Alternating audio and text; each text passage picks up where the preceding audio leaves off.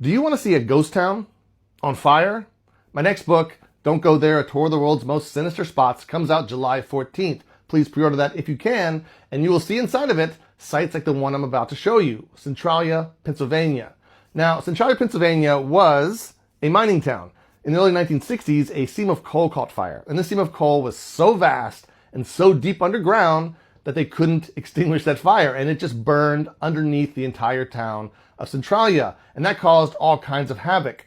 Sinkholes would erupt. Noxious gases would come up from the grounds and fill people's basements. The gas tanks at the local gas stations would get so hot they almost boiled. It got so bad that the government had to step in and evacuate the entire town. And I've been there 3 times over the past 2 decades. I want to tell you a little bit about how it's changed. My first visit was in 2007, and it was everything I was hoping it would be. There was smoke wafting up here and there like little ghosts all over the place. There was a grid of streets that were empty. Some houses still survived. These are from people who didn't believe the government and didn't want to leave. There were crazy warning signs everywhere. Its signature site was a stretch of Route 61 that had become totally unusable. The asphalt had buckled and undulated. There were giant cracks in it that smoke came out of. It was the apocalyptic wasteland that I was hoping for on my next visit in 2012, about 5 years later. And pretty much exactly the same. There was ghosts of smoke everywhere. There were crazy warning signs. Fewer houses because more people had either moved on or died. The biggest difference was me. I was a father now. I had a 3-year-old child who I brought with me to see Centralia.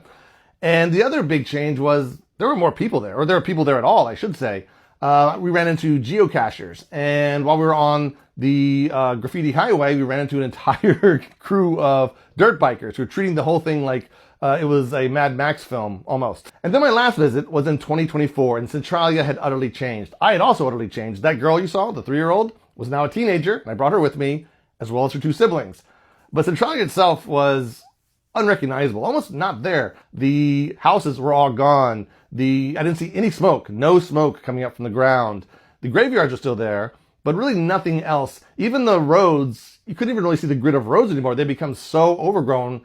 Even the graffiti highway was covered under mounds and mounds and mounds of dirt to keep out people like me. So that's Centralia, Pennsylvania. The types of sites you'll find in Don't Go There. Comes out July 14th. Please pre-order. And who knows how that place will look in another 10 years, 20 years.